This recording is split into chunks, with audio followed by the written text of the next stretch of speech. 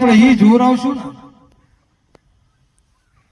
ત્યારે જ આપણને ખબર પડશે કે કોઈ માતા મહાદેવ, કોઈ ભૂત પ્રેત કે કોઈ હગા વાલા ભાઈઓ કુટુંબ કોઈ મને નડ્યા નથી, કોઈ મારા દુશ્મન નથી. હું મને નડ્યો છું અને હું મારો જ દુશ્મન છું. આજે હું ખોટું બોલું તો કોણ ભોગવવાનું છે? કોઈ નહીં, મારે જ ભોગવવાનું છે. હું દારૂ પીશ તો નશો કોને સડશે? જોવા વાળાને, મને જ સડશે. બેભાન થઈશ તો કોણ થશે? હું જ થઈશ, બીજા નહીં થાય. એમ આપણે પોતાના નડી રહ્યા છીએ, પોતે પોતાને આરે પ્રપંચ કરી રહ્યા છીએ, પોતે પોતાને છેતરી રહ્યા છીએ. આપણે પોતે પોતાની ઉપર દયા નથી કરતા. એ જ આપણી અધોગતિનું મૂળ છે. એવી જયારે આપણને ખબર પડી જાય કે મને આ જગતમાં કોઈ નડે એવું નથી, ખરેખર સાહેબ આપણને કોઈ ન નડે. હું તો ઘણી વાર જાહેરમાં કહું છું કે તમારા જો માતાજી સાક્ષાત હોય, પ્રગટ હોય, તમારે વાતો કરતા હોય તો કોઈ સિદ્ધ પુરુષના ઉપર તમારી માતાજીને મોકલો. કોઈ સત્યવાદી પુરુષ હોય ત્યાં મોકલો તમારી માતાજીને, પાછી આવશે. નહીં કરી શકે. મને તમને કેમ નડે છે? તો માતાના નામે આપણે આપણું ખોટ નડે છે.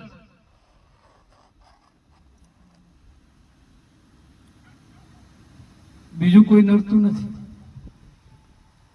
અને એ જે અંધશ્રદ્ધા જે રહી એમાંથી જો આપણે જાગશું નહીં તો એ અંધશ્રદ્ધામાં આપણે વધારે ઊંડા ઉતરતા જઈશું. એટલે પ્રથમ તો આપણા આ જે અંધશ્રદ્ધા છે, મેં ઘણી જગ્યાએ સાંભળ્યું છે, સાચું ખોટું તો મેં જે નજરે નથી જોયું, પણ માતાજીના નામ ઉપર જીવ હિંસા કરતા હોય છે, બકરાને એવું સડાવતા હોય છે. તો એક વાત વિચારવા જેવી છે કે શું માતાજી આપણે જે જીવને મારવી છે એ માતાજી ખાતી છે?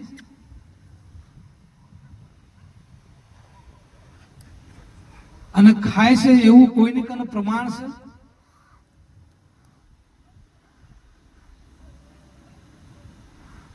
જેના ઉપર એ સવારી કરે છે એની સવારીને જે ખાય,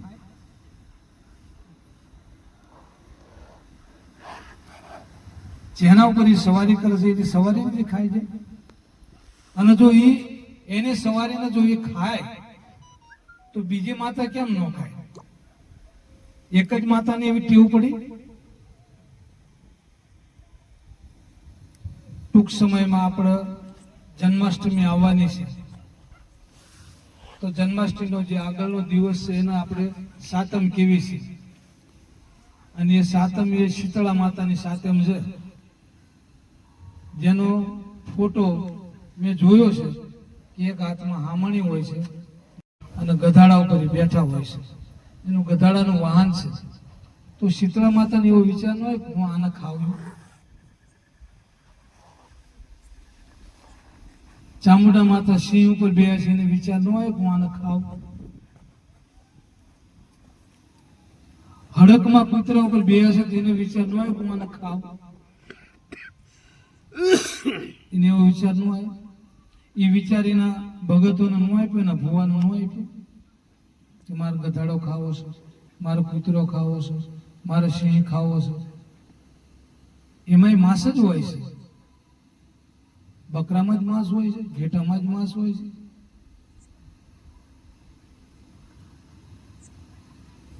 અને કોને આવીને કહી ગયા એ માતાજી કે મને તું આ ખવડાય? એવું ઇતિહાસમાં તમે જોયો કે આ વ્યક્તિને રૂબરૂ આવીને કહી ગયા, આ વ્યક્તિને રૂબરૂ આવીને માતાજી કહી ગયા કે મને આતું ખવરાય, એવું ઇતિહાસના પાના પર જોવો કે જે પૂજનીય છે, જેને માતાજી કેવી છે, જે આપણા કામ કરે છે,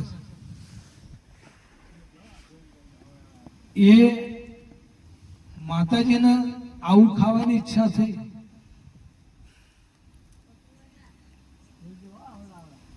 એ માતાજીને આવું ખાવાની ઈચ્છા થઈ. સંતો તો એવું કહે છે કે માટી ખાધે મન ડગે.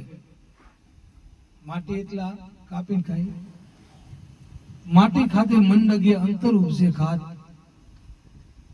કર્યા વગરના કર્મ લાગે, સત ભાખે રહીદાસ. રહીદાસ બાપા કે તું ખાસ તારો ઓલો કાપે છે ને, એટલે એ જે કાપો છે એનું જે પાપ છે, જે લઈ જાય છે, એ બધા ભોગવો છે. એ કરતા નથી, એ પાપ નથી કરતા, એ ખાય છે ખાલી. પણ એ પાપ વેસાતું લાવીને ખાય છે. એટલે આપણે એને ભાગીદાર થઈએ છીએ. આવું સંતોનું કેવું છે. તો જેને આપણે પૂજવી છે એ માતાજી આવો આદેશ આપતા છે કે મને તું આવું ખવરાય.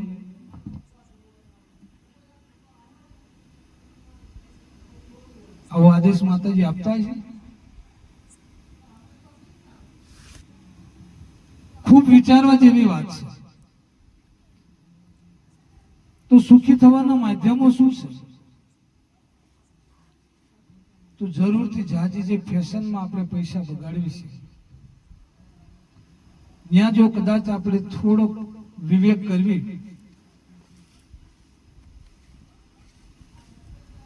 અને એ પૈસો આપણે બચાવી, તો આપણે ખોટું ઓછું કરવું પડે. વ્યસનમાં જે આપણો પૈસો બગડે છે, જે આપણું શરીર બગડે છે, એ વ્યસન ઉપર કદાચ આપણે કંટ્રોલ કરવી તો આપણું શરીર અને આપણો પૈસો બગડે છે. જ્યાં આપણે સમજવાનું છે, જ્યાં વિવેકથી જીવવાનું છે, ત્યાં આપણે એક એને મોજ શોખ માની લીધો છે. અને આવક કરતા આપણે જાવક વધારે કરવા માંડ્યા છે. અને જ્યારે આવકથી જાવક વધુ થઈ જાય છે ત્યારે આપણે ખોટું કરવું પડશે. નકર ખોટું શું કામ કરવું પડે? અગજર કરે ને ચાકરી, ચિડિયા કરે ને કામ, દાસ મલુક કે સબકો દેતા મેરા રામ. મારો રામ બધાને આપે છે, તો આપણું નહીં આપે? ધર વિશ્વાસ आस रघुवीर की क्यों भटकत मन बारा, पूरण वाला पूरेगा જેને ચાંચ દિયા દે ચારા. જેને ચાંચ આપી છે એને ચારો આપણે માટે બનાવ્યો છે. પણ આપણે જે ખોટું કરવી છે કે આપણને જરૂરથી જાજા પૈસાની જરૂર પડે છે, એ ખાવા માટે નથી પડતી. વધારાના ખર્ચા જે છે, જરૂરથી જાજા જે ખર્ચા છે, જેની જરૂર નથી. સર્વે કરવું ઘરમાં, હું કોઈના ઘરમાં આંગળી ના મૂકી શકું, પણ પોતપોતાના ઘરમાં સર્વે કરવું કે મારા ઘરમાં જરૂરથી જાજો કયો ખર્ચો છે કે જે બંધ કરવાથી મારા ઘરમાં કોઈ નુકસાન થવાનું નથી, કે કોઈ તકલીફ નથી પડતી. એવા જે વધારાના જે ખર્ચા છે એટલા જ ખાલી બંધ કરી દે, એટલા ખર્ચા જ બંધ કરી દે. આજથી 50 વર્ષ પહેલા તમે જુઓ, આપણે કોઈ બેનો દીકરીઓ આ શું કહે, કઈ ખારું કહે છે બૈરા, અત્યારે 150 રૂપિયા લે કપાઈ ના આવે, કપાઈ ના આવે, 150 રૂપિયા લે, મહિનામાં 2 વખત જાય, 3 રૂપિયા જતા રહે. પણ શરૂઆત ન કરી હોત તો વધત જ નહીં, પણ શરૂઆત કરી એટલે વધવા માંડ્યા. એટલે મહિને જવું પડે, મહિને 150-200 રૂપિયા ખર્ચ વધતું જ. એક ખાલી નમૂનો આપું છું, એમ ઘરની અંદર બહુ ઝીણવટથી છું. જેટલા વધારાના ખર્ચા છે તમામ ખર્ચાને જ્યારે આપણે બાદ કરી દઈશું ને, ત્યારે આપણી જે આવક છે ને એમાં વધશે. प्रभु इतना दीजिए जिसमें कुटुंब रहे समाये. આ વિચાર મહાપુરુષોના વિચાર. હવે આપણે મહાપુરુષોના પગલે પગલે હાલવા માંડ્યા છીએ.